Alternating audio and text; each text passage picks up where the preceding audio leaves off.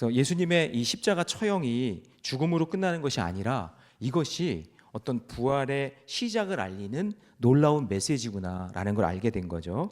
저는 그래서 부활의 의미를, 그러니까 부활, 예수님이 무덤에서 나온 그 부활의 의미를 찾다가 이것이 이미 시작된 부활의 메시지를 우리에게 하고 있는 거구나라는 것을 발견하게 되었다는 것이죠.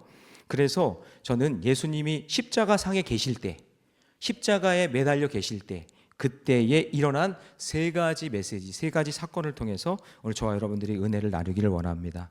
자, 이 사건들은 단순히 죽음의 장면이 아니라 부활을 미리 예고하고 계시는, 그러니까 영화로 이야기하면 티저 광고 같이, 티저 영상 같이 그렇게 우리에게 메시지를 주고 있다는 것이죠. 자, 우리 삶 속에서도 믿지 않는 자들과 세상 속에서 여러분들이 부활의 메시지, 여러분들이 숨겨진 그 부활의 메시지가 되시기를 주님의 이름으로 축복합니다. 자, 첫 번째, 미리 시작된 부활의 메시지 신호는요, 예수님이 외치신 큰 소리에서부터 시작이 됩니다. 자, 우리 37절 말씀 같이 읽습니다. 시작. 예수께서 큰 소리를 지르시고 숨지시니라. 자, 여러분, 마가복음에서는 예수님의 말보다 예수님의 고난에 초점을 맞춘 책입니다. 마가복음의 특징은 말보다 고난에 초점을 맞췄다. 그렇기 때문에 어떤 소리를 크게 외치셨다라는 것은 자세하게 알 수가 없어요. 우리가 가상칠언이라 그래서 복음서에 나와 있는 예수님의 7마디 말한 것을 우리가 알고 있잖아요. 근데 마가복음에는 최소한으로 적혀 있는 거죠. 그래서 다른 공간복음에 당연히 떠오르는 외침, 그러니까 십자가상에서 마지막 외쳤던 큰 외침의 소리, 큰 소리, 그 소리가 요한복음 19장 30절에 기록된 다 이루었다입니다. 한번 읽어볼까요? 시작. 예수께서 신 포도주를 받으신 후에 이르시되 다 이루었다 하시고 머리를 숙이니 영원히 떠나가시니라. 다 이루었다, 다 이루었다, 다 이루었다. 이 말, 이게 큰 소리의 승리의 선언이었던 것입니다. 그래서 복음주의자인 이 존 스토트 목사님이 이 부분에 대해서 예수님의 다 이루었다라는 외침 속에는 인간의 죄를 대신 짊어진 대속의 희생이 완전히 성취된 사건으로 담겨 있다, 그 외침이었다라고 이야기하는 거죠. 그래서 다 이루었다는 이 더 이상 속죄를 위한 덧붙일 것이 없고, 그러니까 부활까지 포함된 완전한 구원의 사건을 이루었다라는 귀한 메시지가 되는 것이죠. 그래서 예수님이 이렇게 다 이루었다라는 이 큰 소리는 실패와 패배의 절규가 아니라 우리의 구원의 계획이 완성되었고, 그리고 부활이 반드시 일어날 것을 전제하고 있는 외침이었다라는 것이죠. 왜냐하면 온전한 구원은 십자가 죽음으로 끝나지 않고 반드시 부활과 영생으로 이어져야 하기 때문에 그렇습니다. 그러면 예수님이 이루신 게 십자가에서 달려 죽으신 것만 이루신 게 아니잖아요. 우리가 알기로 예수님 할 때 세 가지 부활의 증거, 십자가, 부활, 승천, 이 세 가지가 가장 중요하다 그랬잖아요.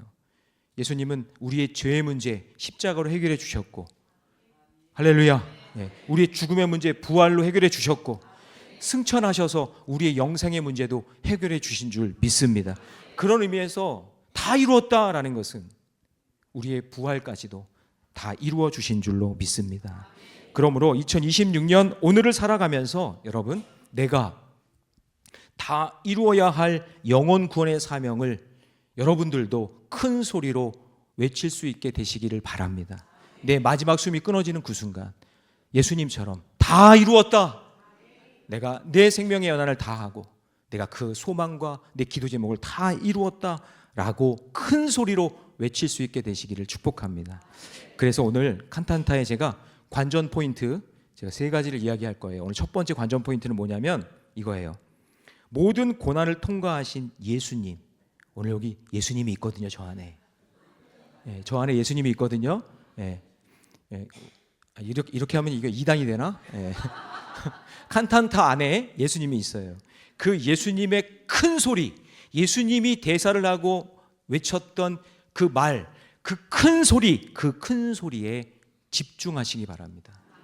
제가 부담 드리려고 그러는 거 아니에요. 왜냐? 예수님의 큰 소리, 그 소리가 구원의 메시지이기 때문에 그렇습니다. 관전 포인트예요. 자, 두 번째, 미리 시작된 부활의 신호는요, 휘장이 위에서 아래로 찢어진 사건입니다. 자, 우리 38절 말씀이요, 같이 있습니다. 시작. 이에 성소 휘장이 위에서부터 아래까지 찢어지 둘이 되니라. 자, 예수님은 성전 안에 있는 지성소를 가로막고 있던 휘장을 위에서 아래로 찢으셨어요. 둘로 나눴어요. 하나님께로 이렇게 나아가야 되는데, 하나님을 만나려고 다 나가야 되는데 지성소에 휘장이 가로막고 있으니까 더 나갈 수 없는 거예요. 그 휘장이 위에서 아래로 찢었다는 건 뭐냐? 부활의 길을 열어주신 거죠. 아, 그 메시지구나. 그 메시지구나. 휘장이 위에서 아래로 찢었다는 것은, 위에서 아래라는 건 뭐냐면요, 이게 높이가 18m거든요. 사람이 찢을 수가 없어요. 사람이 찢을 수 없다는 것은 누가 찢어주신 거예요? 하나님이 찢어주신 거예요. 예수님 당시 헤롯 성전에 있던 지성소의 휘장은요, 높이가 18m예요. 49빛. 그리고 두께는 여러분 그냥 이런 천이 아니라 15cm예요. 그렇기 때문에 이 휘장이요, 너무나 두꺼워서 황소 2마리가 끌어도 간신히 찢어지지 않는다라는 기록이 있어요.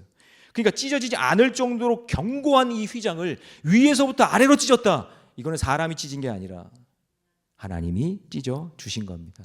그래서 여러분 히브리서의 고백을 한번 볼까요? 한번 읽어봅니다. 그러므로 시작. 그러므로 형제들, 우리가 예수의 피를 힘입어 성소에 들어갈 담력을 얻었나니 그 길은 우리를 위하여 휘장 가운데로 열어놓으신 새로운 살 길이요 휘장은 곧 그의 육체니라. 아, 구약에서는 대제사장만 1년에 한 번씩 들어가는 지성소가 이제 모든 사람들에게 다 들어갈 수 있고 모든 사람의 구원을 경험할 수 있게 되는 것이죠. 그래서 예수님이 부활의 첫 열매가 되셨으니 우리는 더 이상 제사장에 의존하지 말고 재물을 죽여 피 흘리지 말고 이제 담력을 얻어 지성소로 나아갈 수 있게 된 것입니다. 부활의 길이 열린 거예요. 그래서 휘장이 찢어졌다는 것은 하나님과 인간 사이에 막혔던 벽이 허물어진 거예요.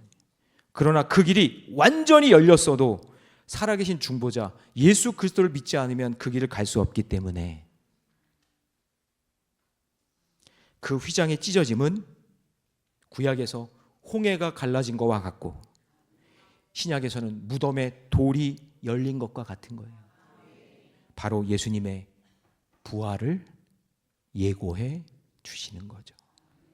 그래서 이 휘장의 찢어짐은 죽음을 이기신 예수님의 부활을 예고하면서 동시에 성전 뜰만 밟는 신앙이 아니라 지성소를 향해 하나님께 더 가까이 나아가는 새로운 시대의 시작을 우리에게 알려주시는 겁니다.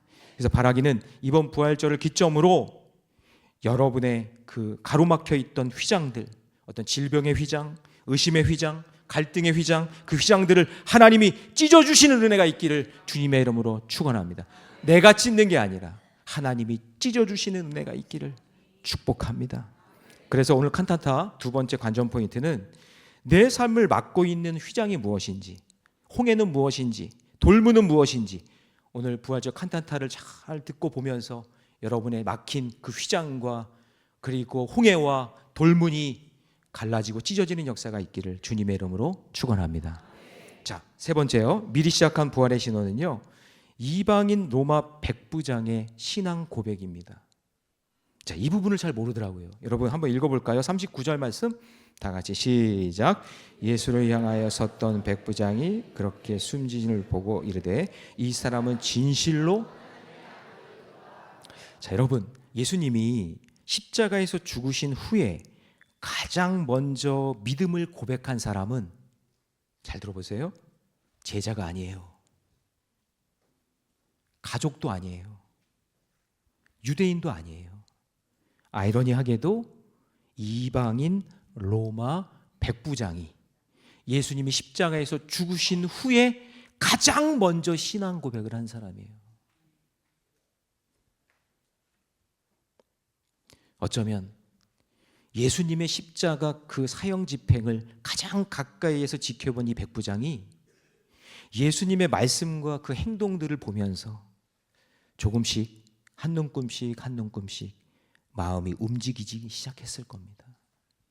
어라? 이 사람 뭐야? 뭔가 다르네? 살려달라고 구걸을 안 하네. 원망과 불평, 저주를 쏟아내지 않네.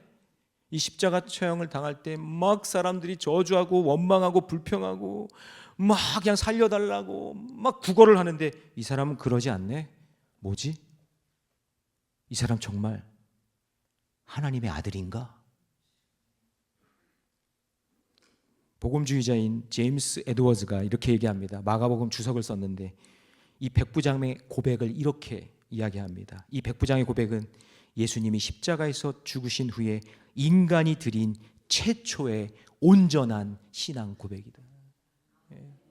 이거 제자들 부끄러워해야 되는 거예요.